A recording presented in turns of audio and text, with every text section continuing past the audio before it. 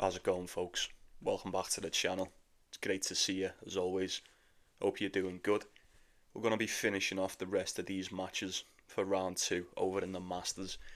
Going to do that very shortly. Before we do, as always, like the video if you would. Get yourself subscribed to the channel if you're not. I'd appreciate it if you did. We're around, I think we're 40 away. More or less, call it 40 away from 1,000. So get yourself involved. I'd love to have you. You want to support the channel, there's a link in the description, or you can just say thanks, there's a link right below the video. First things first, how did we get on today? Did we manage to get any winners? I'll go first. I had Ben Shelton for a set, and I also had Andrei Rublev.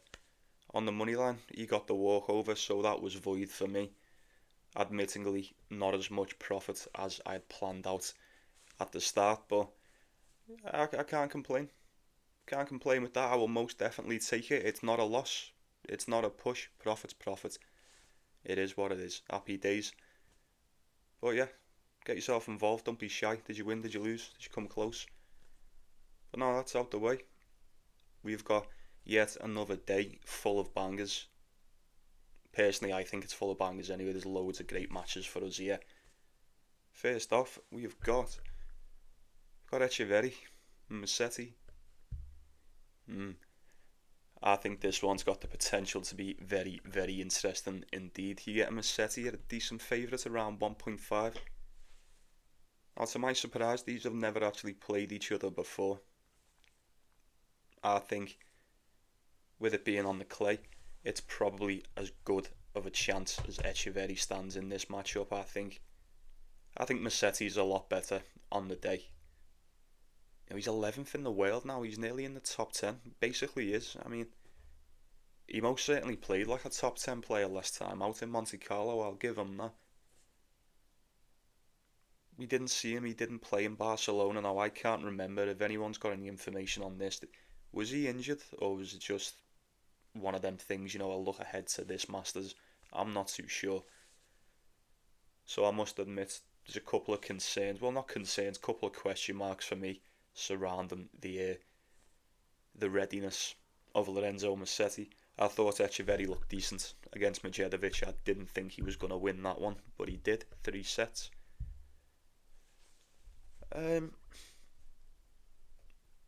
Look, putting it plainly, I think if Musetti's good to go, 100%, fresh out the box, you'll win this one. You'll win this one. 1.4, 1.5. That seems like a steal. That seems like a steal to me. He's went 6-1 on the clay so far. Musetti 5-6 for Etcheverry. I don't know. I do think it'll be interesting. You've just got to see what Musetti looks like on the day. I would imagine he's got more than enough to put this guy away. In fact, there's not many questions in my mind about it. Will he be able to pull it off? Yeah, 100%. Like I said, it just depends. It just depends what shape he's in on the day. But if he's good to go and there's nothing wrong with him, Musetti all day, probably in straight sets. I don't know. 1.5, it does seem rather nice, I'll be honest with you. We'll move on to the next one anyway. We've got Sebastian Baez, Dimitrov. I think this is going to be a quick one. This will be a quick one. Like, I'd love to sit here and spin a narrative, or at least attempt to create one for Dimitrov. We know he's really good on the clay. We've seen this matchup not once but twice this year. You know, head to head is 3-0 to Sebastian Baez. One of them coming in Barcelona last week, the other one coming in Santiago earlier on in the season, both in straight sets, both on the clay. There you go. There you go. 1.3, Sebastian Baez. I think that one has picked itself. Don't you? So we'll move on to this one. We've got Nishikori and El Chapo. I'd love to just take El Chapo, yeah. I would. And it kills me to say it, as much as I love the guy, I don't trust him on the clay. I don't trust him on the clay at all. He weren't that convincing last time out, was he, against that young lad? Was it Darderi Palomero? Yeah, he had to pull out of that one in that second set. Was that his birthday? I don't know. I'd like to think that had nothing to do with it, but Maybe he was injured, maybe, I don't know. Anyone's got any news regarding the fitness of Denis Shapovalov, please do get on me. Thought Nishikori looked alright. I say he looked alright, just about got past Alexander Vukic, who we mentioned. He ain't been too great this season, has he? So how much weight that win holds, I'm not so certain. I couldn't pick either one of these. This is so rough. So rough. Neither one of them never really amounted to anything over on the clay. You've probably just got to go off what you've seen as of late. El Chapo just hasn't been doing it. He was crap against Marcus Giron, and he was crap against Palomero as well. Okay, he had to pull out maybe. Maybe he weren't fully ready to go for that one, but it still stands. Can you trust him in this? Absolutely not. I'd love El Chapo to win, but I wouldn't be betting on it. I wouldn't bet on it. Absolutely not. We've got Gabe Diallo, Kamil Majchrzak. This should be a tough one. This should be a decent match, actually, Neither one of these qualified for this, which always makes for a tough prediction, does it not? Two lucky losers going at it, pitted against one another. I thought Gabe Diallo looked really good against Zizou Bergs. I don't know what happened there. I mean, he looked a bit too good, to be honest with you. 6'1", 6'2". Zizou Bergs is decent on the clay as well, but he didn't look that good in qualifying. He didn't get past Borna Koric. He got beaten straight sets. Kamil Majchrzak, he won the Madrid Challenger title just before qualifying for this, and then he ran into Elmer Muller, who just got smoked by Fonseca today, may I add. He took a set off him and then just couldn't get it done in the end.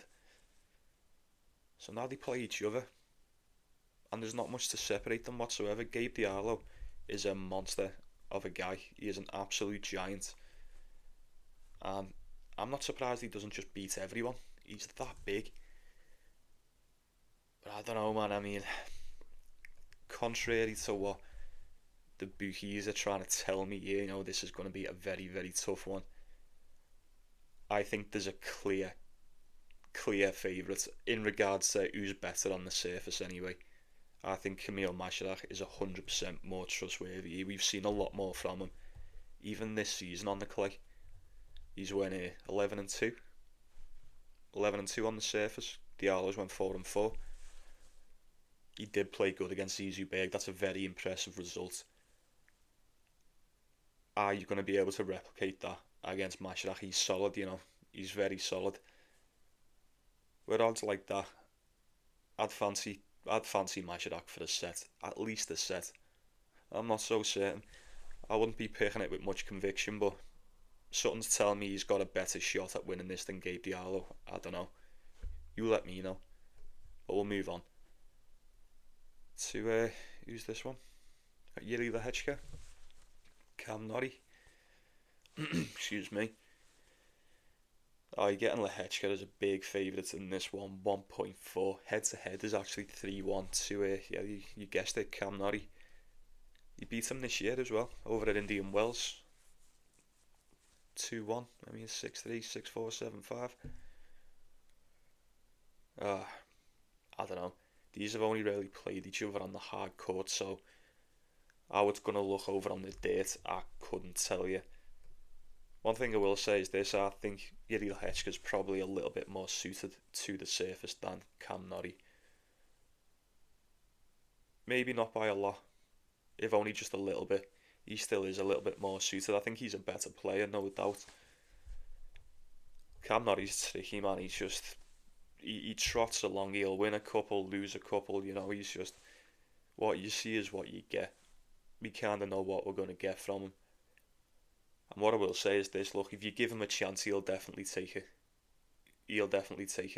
I'm expecting it to be a close match, as they pretty much always are. Now, although I've just said I think Jarry Lehecka is a much better player, now he is, but I've mentioned this pretty much ever since it's happened, but it still rings true now. Lehecka was probably playing some of, if not the best tennis on the tour early in the season, until he ran into Jack Draper. And in hindsight, you can look at that game now and say that was quite the derailment, because he's been poor since, very poor since. Can barely win a set, never mind a match. Draper, Humbert, Norrie, you know what I mean, Indian Wells. Get him on feet, he managed to get past Corda, and then he couldn't get past Lorenzo Musetti over in Monte Carlo. Something has happened to the confidence of Jarry Lehecka, and I don't like it, you know what I mean, I don't like to see it. I know he's better, I know he can definitely beat Cam Norrie on the day, but going back to what I've just said, Cam Norrie's always a decent dog. He's always a decent dog, you can never count him out. If you give him a chance, he will definitely take it, and just going off what we've seen the past couple of months, Jarry Lehecka has been giving everyone chances, multiple chances, apart from Sebastian Corda, but I couldn't take him. As much as I'd love to, I could not take him. 1.5 is an ideal parlay piece, is it not? But I don't know. I would need some solid convincing to even consider going near Jarry Lehecka today. It's just, no. It's not worth it for me. What else have we got here? Oh, these are all good. All these matches are good here. You know, we've got Alex de Minaur, Lorenzo Sonego. It should be a quick one. Head to head is 3-0 to the Demon. We know Sonego is good enough on the day to at least keep it close. I don't know about getting a win against Alex de Minaur. I think the Demon's I think he's just that much better. It doesn't really matter where you play him, what time of the year. You know, some things are just the way they are. I think the Demon gets this one done. What's the price on that? 1.3? 1.3? Could not talk you off that whatsoever. 5-2 so far for Alex de Minaur on the clay. 1-2 for Sonego. Now, last time out, Sonego was a dog against Khachanov. Quite a decent dog too. He ended up getting that done in straight sets. Close match. I think it was that 6-4 in the tiebreaker. Did I just see? 6-4 in a tiebreaker. Now, good stuff. Getting a win as a dog, that's decent, always.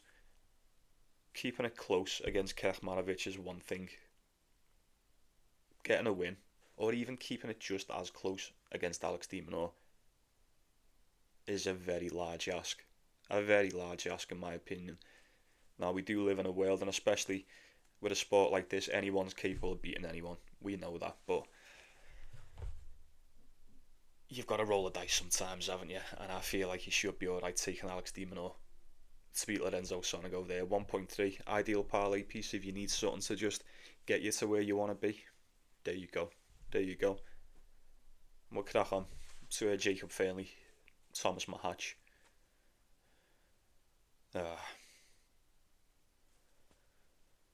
Now, it's no secret to you. Obviously, I would love Jacob Fernley to win this match here. He got it done for me over in day 2, Fernley squad.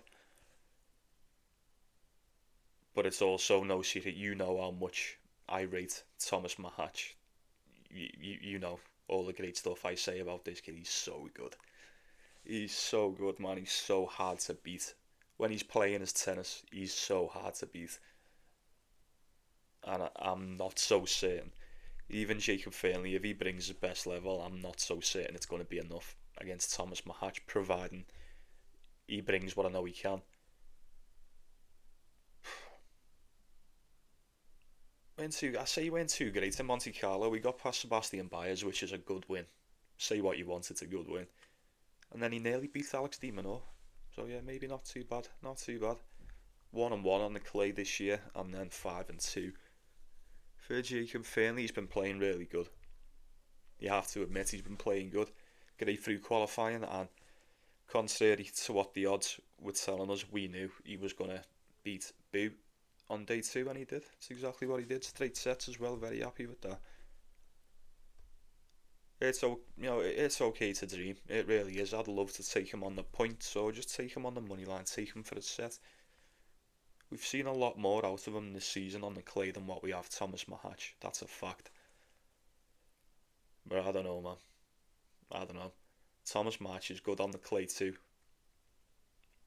Like I said, Jacob Fernley's won 5-2 so far in the clay, but 5-2 this year. It's also 5-2 for his entire career since 2018. Very small sample size. We are still dealing with the unknown when it comes to Jacob Fernley. Like I said, I'm looking forward to watching it. I think Thomas Machac might just be a little bit too much, don't you? I don't know, you let me know. And we'll crack on. We're able to Tsitsipas and Struff. One sec, where's the moment? I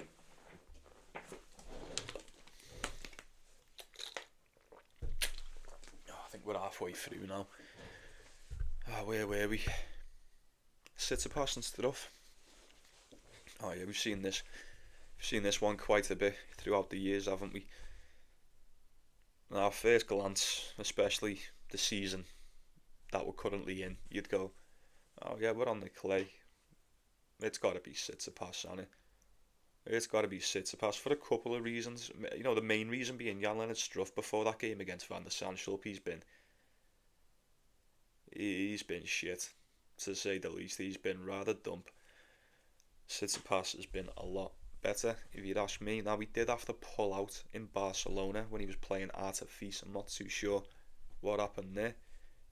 And I'm also not too sure how he's going to hold up coming into this one. Is he good to go? That, you know, the fact that he's even in the tournament, that suggests to me that they probably are good to go. That should be enough to go off. How he's going to look on the day, I couldn't tell you. Head to head, 6-4 to Tsitsipas now. You also don't need me to tell you that Jan-Lennard Struff is more than capable, and I repeat, more than capable of beating Stefanos Tsitsipas on his day. As we've seen a few times, well, 4 to be exact. Now, I feel like with it being over in Madrid, this court, it's probably as suitable as it's going to get for someone like Jan-Lennard Struff. We've been saying this all week, but probably going to have to keep saying it until, well, I don't know. Well, yeah, you know my point. Sorry, I've just heard the noise outside, then it completely threw me off that. Yeah, these courts most definitely suit bigger servers, so you'd say. If he's just going to turn up and just put everything into that serve, you know for a fact he can run Tsitsipas off this court. If he just serves to that backhand and it works, there should be enough points behind the serve for Struff to keep it close, potentially. What's that spread around? Look, if it's 3.5, I may be tempted. I might be tempted. I think that's very possible. But on the contrary, I would not be surprised to see Tsitsipas just do this in straight sets. Absolutely not. 1.3. Oh, you seem pretty certain he's going to get that one done. I wouldn't be shocked to see Tsitsipas win it. He's better. He's been a lot better this season as well. I mean, just because Struff got that win over Van der Sandschulp, and he pulled out on that one as well, bear in mind, just because he got that one done doesn't necessarily mean that he's back. You know, he's back in full effect. Far from it, actually. We'll see. We'll wait and see how he looks on the day, but I'll be going with Tsitsipas on that one. Marcus Giron, Berrettini. Now, to my surprise, these have played each other twice before. Marcus Giron's won both of them. I think one of these was last year. Correct me if I'm wrong. It was last year, over on the grass in Germany. And then 2020 in Paris. I think a lot has changed since then. I can't believe Berrettini hasn't won either of them. That's a bit of a surprise for me. I think Berrettini's just better than Marcus Giron, putting it plainly. But when I first looked at the matchup, I went, oh yeah, Berrettini all day. And then I looked at it a little bit more, and I went, oh, he's never beaten before. You know, you look at what they're doing this season, 12-8 on the year for Giron, 11-8 on the year for Berrettini. You go, that's very close. That is very close. On paper it looks close, but then I seen the odds, and then I seen that Matteo Berrettini's 1.2 on the decimal, and I went, oh, of course. He's going to win. He's really good on the clay. He is really, really good on the clay. 15-1 last year. He's went 2-1 this year. Contrary to what that head-to-head would have you believe, I think he most definitely beats Majchrzak today. I do. I thought Majchrzak put in a decent one against Berrettini as well, but I don't think that's saying much, and it's not impersonal, but it's just a fact. Berrettini's so good. He's deceivingly good. He really is. I don't think I give Matteo Berrettini half the credit that he probably deserves, but he is good. He's so tough to beat. Tough to beat. When he's fit, if his fitness doesn't let him down, he's very tough to beat. He can hang in there and he can grind it out against pretty much anyone. I would imagine he can get this one done. Early doors in the Madrid Masters, you've got to probably be siding with Berrettini over Majchrzak here. And then we've got Matteo Arnaldi, Novak Djokovic. Once again, you'd probably say Djokovic, right? Maybe there's no point me talking about this one, but just bear with me a sec. I mean, look, it's Djokovic, innit? It's Djokovic. I always say you don't get rich betting against Djokovic. You really don't. But who remembers, hands up, who remembers how shit he was last time against Alejandro Tabilo? Do we remember that? We sort of called that one as well. I didn't expect it to happen again, but we did touch on it and we said, Tabilo had beaten him before. And he done the exact same over in Monte Carlo, man. That was fucking that's nuts. Even for Djokovic, I don't know. That still seemed like a bad beat, even though the exact same pretty much happened the year before. I don't know. Look, my point is, he was around the exact same price, if not an even bigger favourite against Tabilo. And everyone thought you could trust him then. And he got absolutely slapped up. He got made to look fucking stupid. Why would you be able to trust him against Matteo Arnaldi? I'm not saying Matteo Arnaldi's miles better than Tabilo, but if anything, he's definitely better. Would you not say? I don't know. Maybe not better on the clay, but overall, I think he's a better player. I can't see Matteo Arnaldi beating Djokovic. I don't. I think it's just as simple as that. I really don't. Now, I'd love to sit here and say, it's the Masters and Djokovic tends to up his game for the Masters and for the Grand Slams, but I said the exact same over in Monte Carlo, and he just got bitched about by Tabilo, so I don't know. I said I was fairly confident he got that one done, and he didn't. He didn't even come close. So, for some reason, I'm a lot more confident he's going to get past Matteo Arnaldi. I don't know. Something weird about this one, I don't know. Something just doesn't sit right with me. Something fucking stinks in the garden. It'd have to be Djokovic, as it pretty much always is, 99% of the time, but I wouldn't be picking that with much conviction. Not at 1.3, just remember how poor he was last time. Just remember how poor he was last time. Is that worth 1.3? Just on the off chance we get it again. I think he's a massive favourite to take this title now that Alcaraz has pulled out, but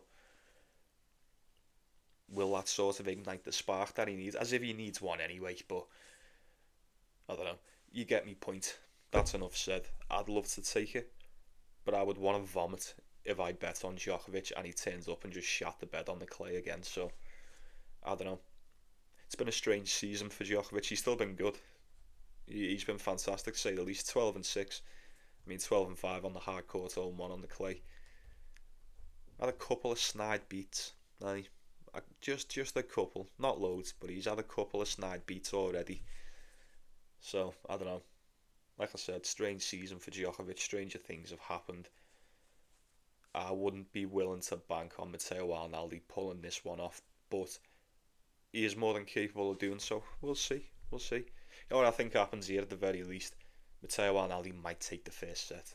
He might take the first set, and then you look at the odds, and Djokovic is still 1.4 in play, and then you go, all right, okay, and then whatever happens, but I don't know. I could be wrong. I could be so wrong. We'll see. And we'll crack on. We're here with Dimitrov and Jarry. Tough, man. This is tough. This is tougher than what it seems,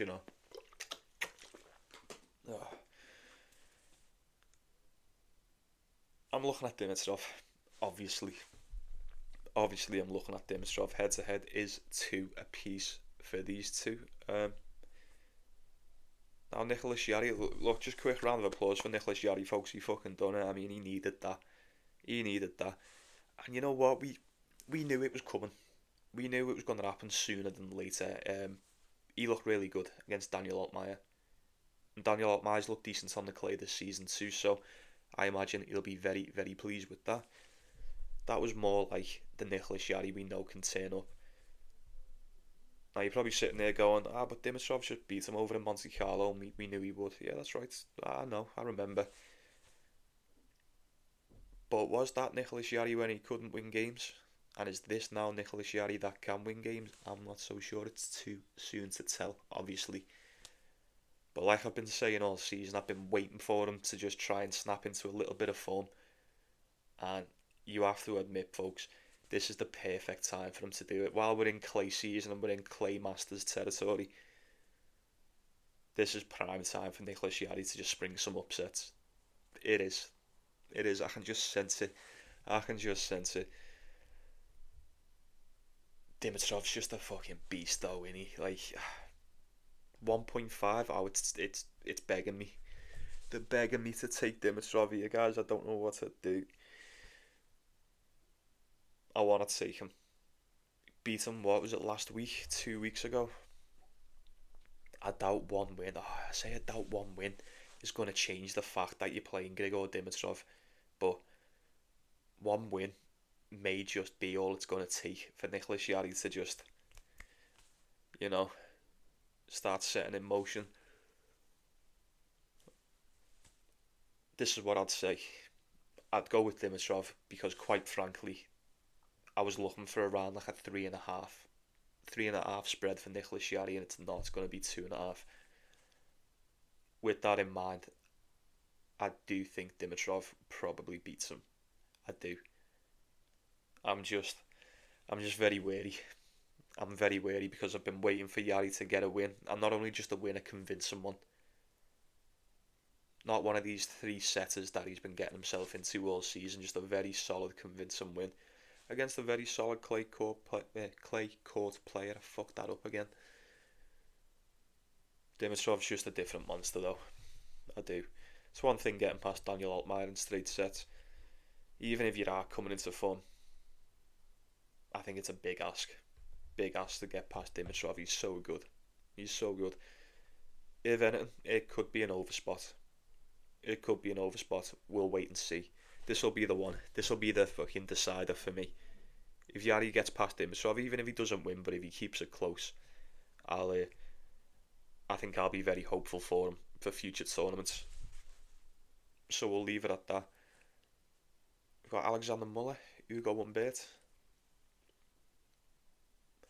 Now these played each other in the Futures 2017, so quite frankly we've seen nothing from them. Never played each other at all level. So it does make it a little bit difficult to predict, I won't lie. I know Hugo Humbert's just a lot better. I know he's a better player, there's no doubt in my mind. Main question, is his hand still fucked up? I'd imagine it is. It's not exactly an injury that just goes away within a week or two, especially playing tennis. You're gonna be aggravating that constantly, aren't you? Is Hugo Humbert's hand still goosed? More than likely. Then I'm out. And I'm just out. Simple as that.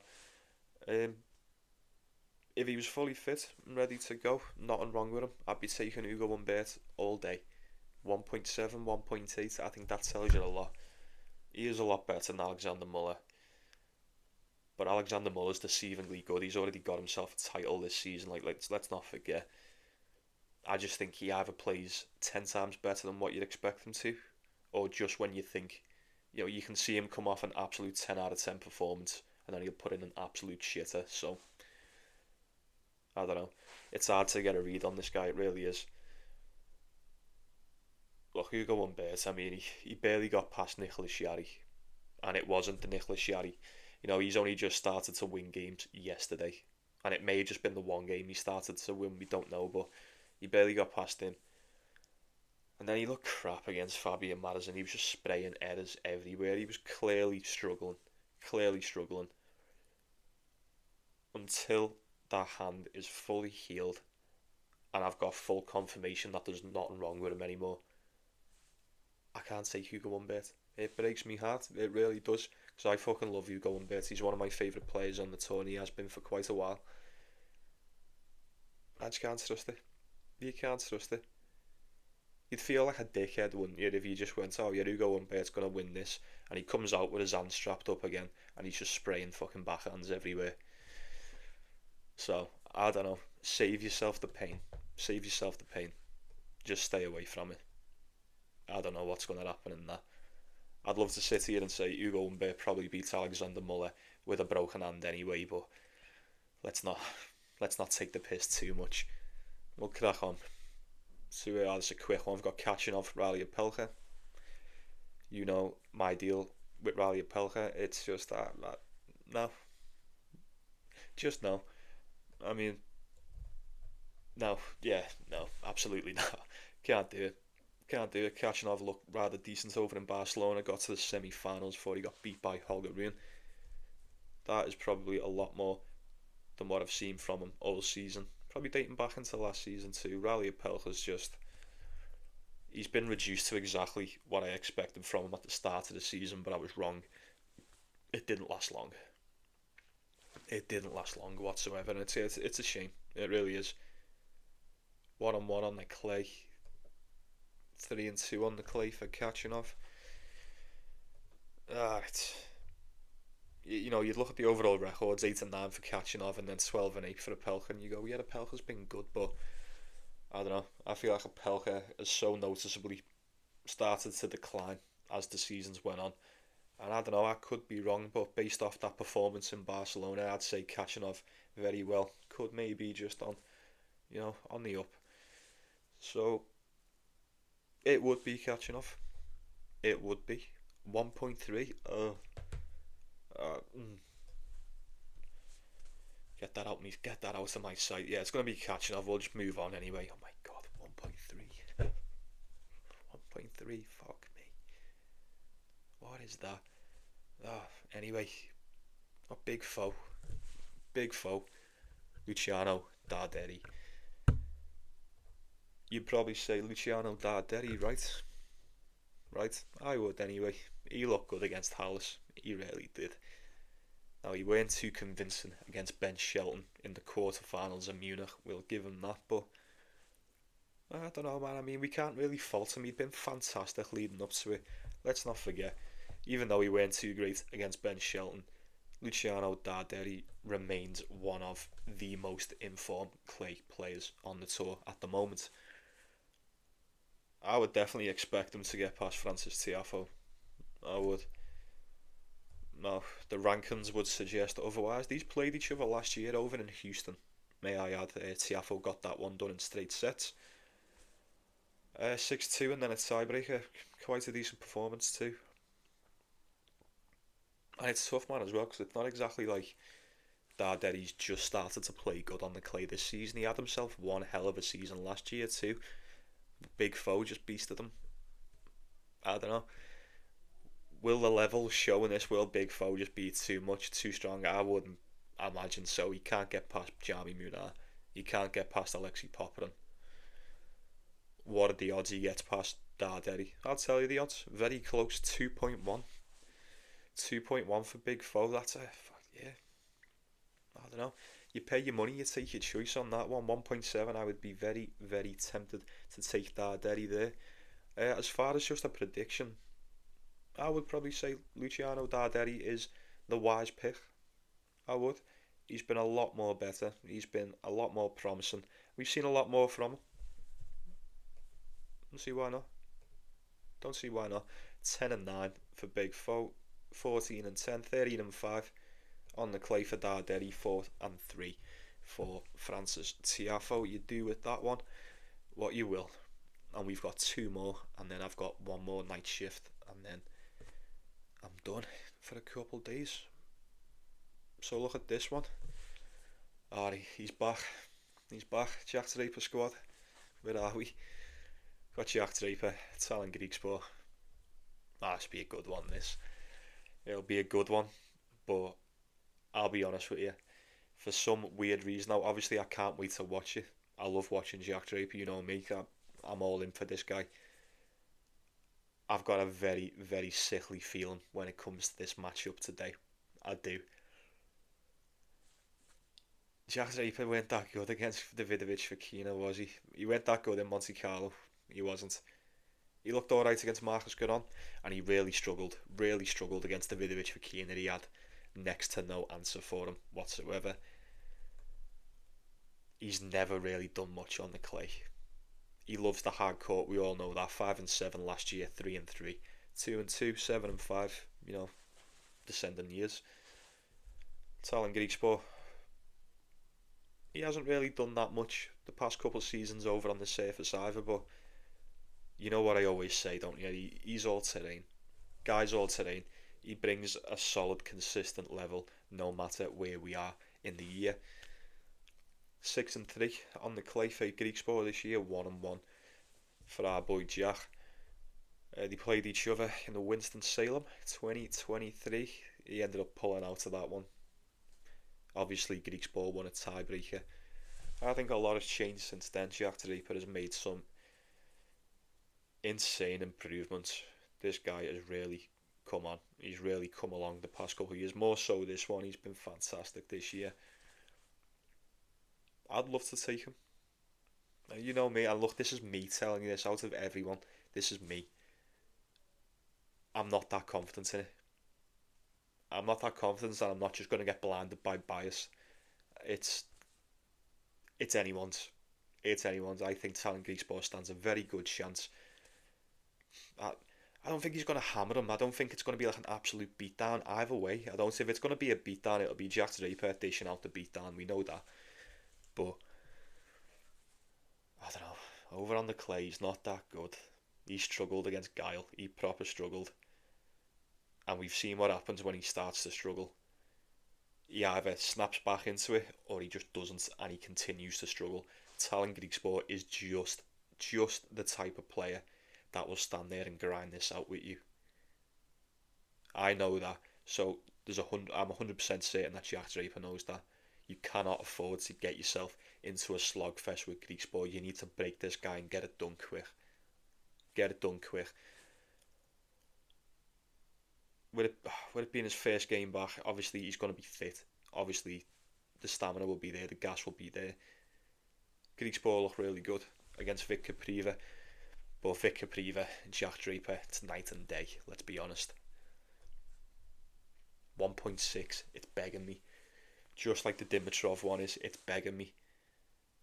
But I'd kick myself if I took Jack Draper and Talon Griekspoor beats him, because I've just said it then, haven't you? I feel like he's very, very capable of doing so. And I imagine there's quite a lot of you out there that would agree with me on that one. So I don't know.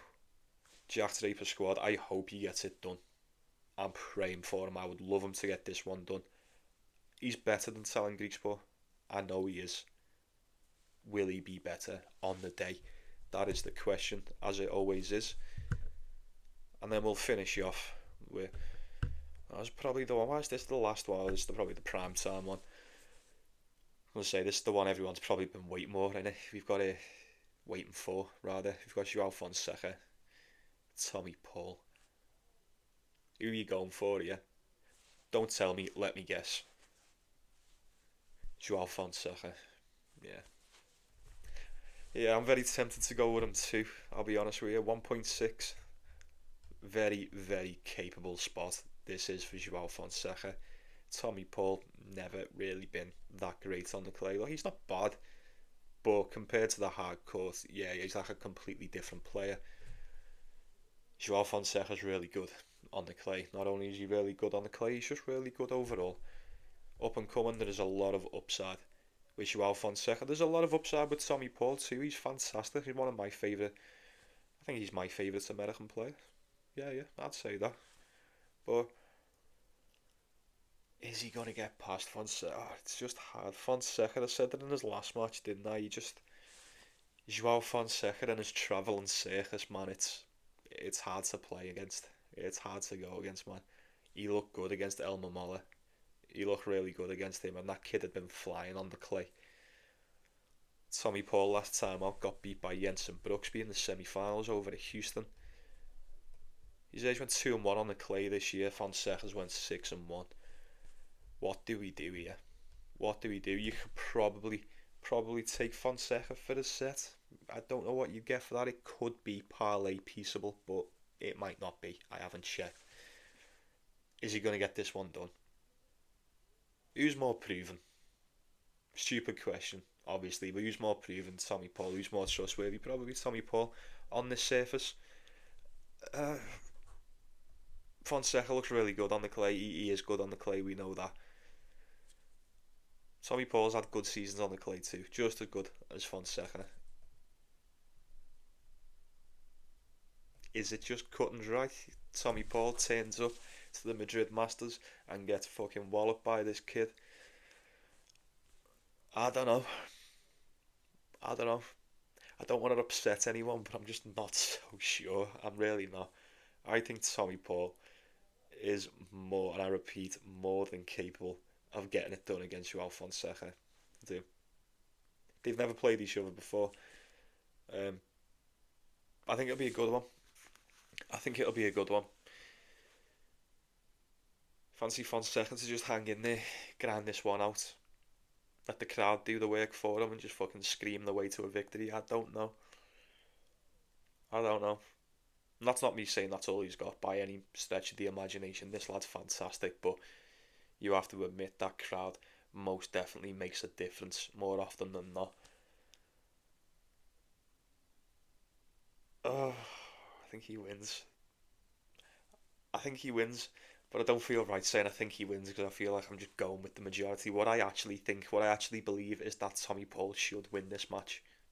That's just my honest opinion. Hate it or love it, say what you want, fucking crucify me. I'm just being honest with you. Tommy Paul's more proven, much more experienced. Dare I say a lot more trustworthy? I don't know. I wouldn't be surprised if he wins. And we'll just leave it at that. We'll see what happens. You pay your money and you take your choice. And that's going to do us, folks. Very well then. Very well.